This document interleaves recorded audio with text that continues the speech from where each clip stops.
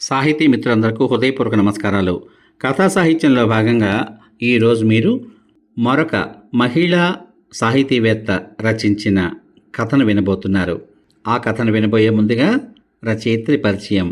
ఈనాటి సమాజంలో రకరకాల వృత్తులు చేసుకుంటూ ప్రవృత్తిగా తమ మనోభావాలను, అనుభవాలను కథల రూపంలో ఎందరెందరో రచయితలు కృషి చేస్తున్నారు. ముఖ్యంగా ఒక కుటుంబ స్త్రీగా తమ యొక్క ధర్మాలను నిర్వర్తిస్తూ అటు ఉద్యోగ బాధ్యతలను కూడా పరిపూర్ణంగా నిర్వహిస్తూ తమ యొక్క అనుభవాలను సమాజానికి ఏదో ఒక రూపంలో అందించాలి అనేటువంటి ఆతృతతోటి, ఆవేదనతోటి, అభిరుచితోటి ఎంతోమంది స్త్రీమూర్తులు ఈవేళ రచనా వ్యాసంగాన్ని ఎన్నుకుంటున్నారు. అటువంటి వారిలో శ్రీమతి దాసరి శివకుమారి గారు కూడా ఒకరు. హిందీ ఉపాధ్యాయునిగా తన యొక్క వృత్తిని సమర్థవంతంగా నిర్వర్తించి ఉద్యోగ విరమణ అనంతరం కూడా తన యొక్క రచనా వ్యాసంగాన్ని కొనసాగిస్తున్న ఆమె కథలను, నవలలను, వ్యాసాలను, బాల సాహిత్యాన్ని, ఎన్నెన్నో అనువాద కథలను తన యొక్క రచనా ప్రక్రియల సాధనాలుగా ఎన్నుకున్నారు. వృత్తిలో ఆమె ఎన్నో బోధనా పురస్కారాలు పొందారు. ఆమె ఉద్యోగం చేసిన టి.ఎం. రావు ఉన్నత పాఠశాలలో మరియు టి. కృష్ణమూర్తి మెమోరియల్ ట్రస్ట్ వారి చేత 8 సార్లు ఉత్తమ బోధనా ఉపాధ్యాయుని పురస్కారాన్ని పొందారు. శ్రీ బోయపాటి నాగేశ్వరరావు, బోయపాటి సుభద్రాదేవి దంపతుల యొక్క హిందీ ప్రచార రాష్ట్ర స్థాయి పురస్కారం 2020 సంవత్సరంలో ఆమెకు లభించింది.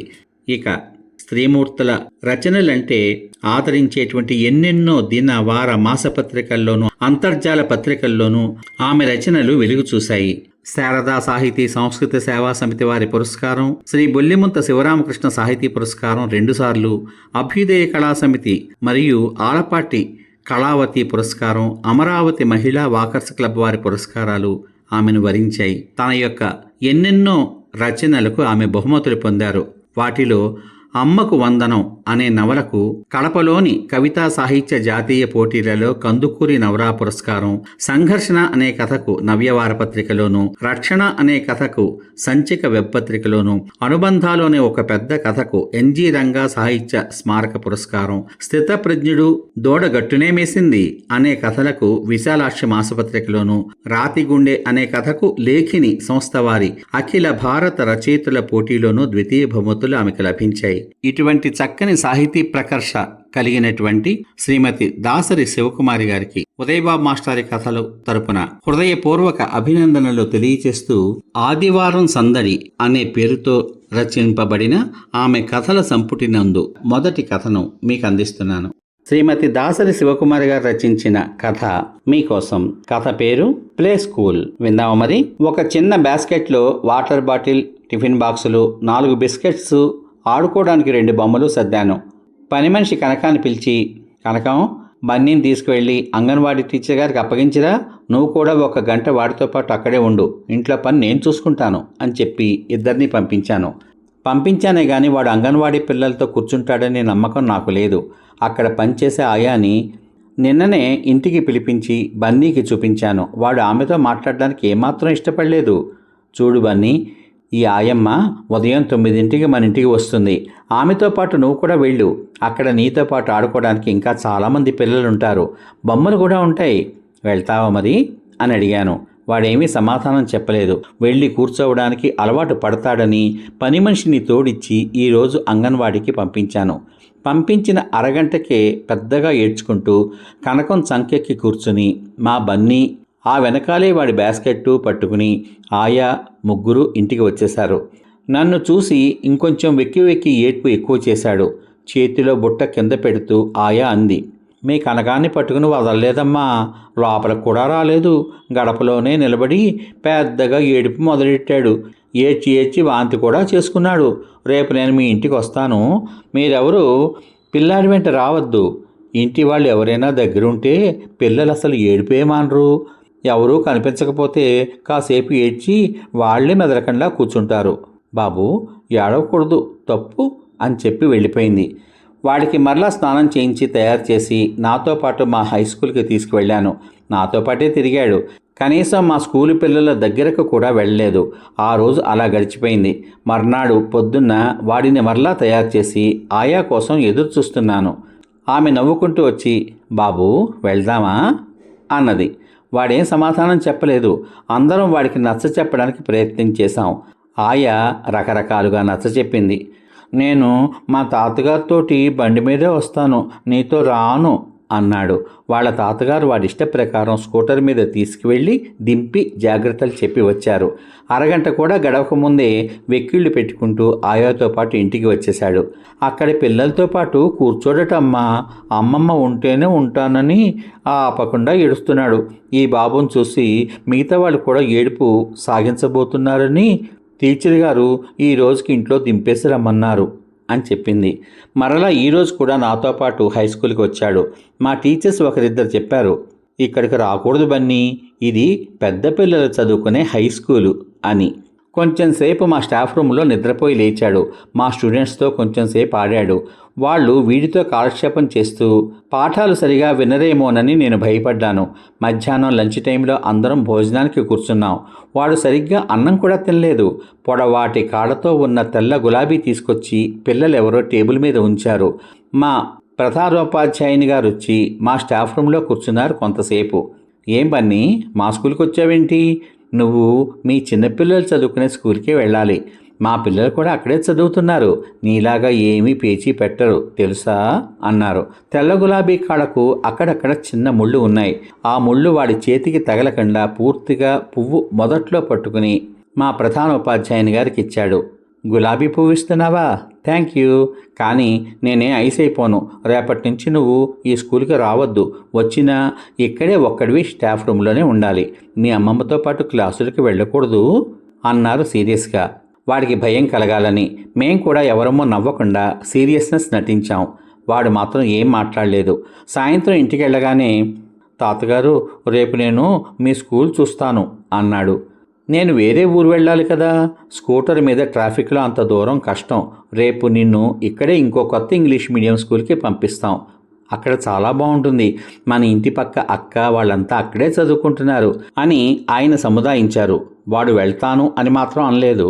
మా ఇద్దరికి టీ, వాడికి పాలు కలిపే పని చూసుకుంటూ, వాడు రేపు మీతో పాటు ఎందుకు వస్తానన్నాడో తెలుసా అంటూ మధ్యాహ్నం సంగతి చెప్పాను.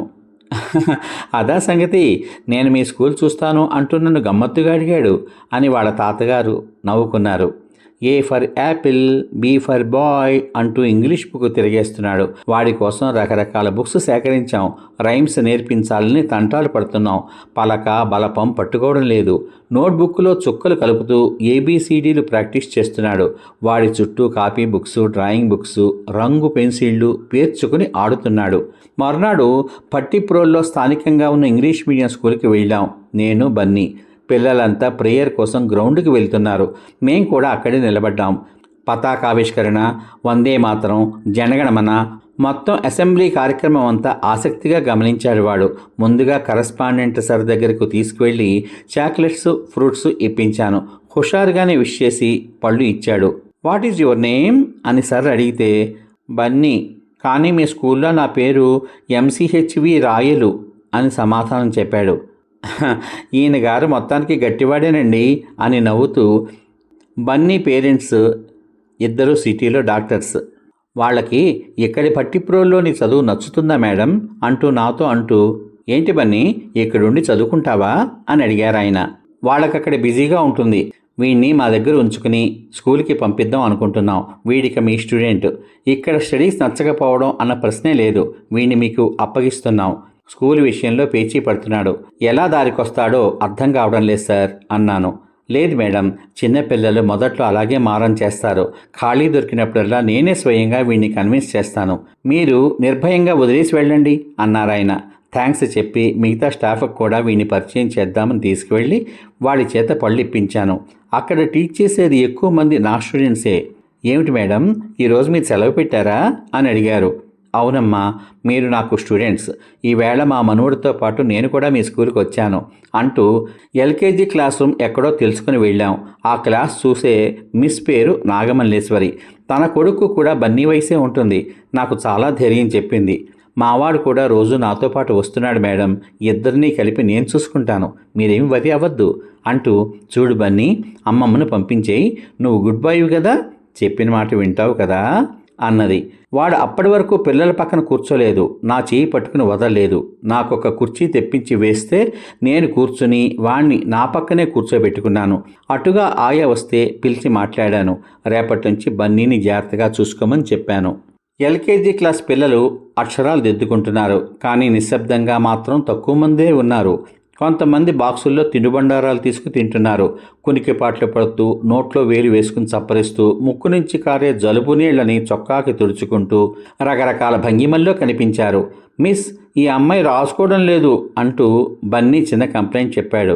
ఆ అమ్మాయి సరే, నువ్వేం చేస్తావు, ఆడుకుంటావా, పోనీ నువ్వు కూడా దిద్దుకుంటావా అని అంటుండగానే ఒక పాప అరచి ఏడుస్తూనే పక్కవాడి జుట్టు గుప్పిళ్లతో పీకుతున్నది. ఎన్నిసార్లు చెప్పాను మీ ఇద్దరిని కొట్టుకోవద్దని, మళ్ళీ మొదలుపెట్టారా అన్నది నాగమల్లేశ్వరి. అంటూనే ఆ పిల్లలిద్దరినీ విడివిడిగా కూర్చోబెట్టింది. టీచర్ అటు తిరగగానే ఆ పిల్ల జుట్టు పీకి ప్రతీకారం తీర్చుకోవాలి అన్నట్టుగా ఇందాకటి పిల్లవాడు సమయం కోసం ఎదురు చూస్తున్నాడు. పెద్ద పిల్లలతో మేం పడే ఇబ్బందుల కంటే వీళ్ళు చిన్న పిల్లలతో పడే ఇబ్బందులే ఎక్కువగా ఉన్నట్లున్నాయి అనుకున్నాను నేను. కరస్పాండెంట్ గారు ఒకరిద్దరు స్టాఫ్తో కలిసి రౌండ్స్కి వచ్చారు.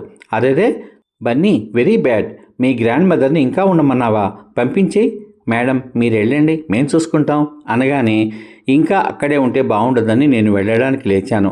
నాకంటే వాడు ముందే గుమ్మం దగ్గరికి వచ్చి షూ వేసేసుకున్నాడు. బ్యాగ్తో సహా వచ్చేసి, నేను వస్తా, నేను ఇక్కడ ఉండను అంటూ ఎవరు పిలుస్తున్నా వినిపించుకోకుండా బయలుదేరాడు. పక్క క్లాసులో ఉన్న పీఈటీ శర్మ బయటికి వచ్చి, మా స్కూల్లో పిల్లలు కొంతమంది నీ అంత చిన్నవాళ్లే హాస్టల్లో కూడా ఉండి చదువుకుంటున్నారు, నువ్వేంటి అలా భయపడుతున్నావు అన్నాడు. రేపు వాణ్ణి ఒక్కడిని పంపించి చూస్తాను అని చెప్పేసి ఇంటికి వచ్చేసాను. ఇంటికి వచ్చి భోంచేసి ఇద్దరమూ పడుకున్నాం. వీడు ఎప్పటికీ ఇంటి బెంగ మానేసి స్కూల్లో కూర్చుంటాడో అని ఆలోచించాను. పిల్లల చదువు కోసం అందరూ టౌన్స్ సిటీస్కి వెళ్తుంటే ఇక్కడే వీడిని మా దగ్గరే ఉంచి చదివిద్దామనుకోవడం పొరపాటేమో అనిపించింది.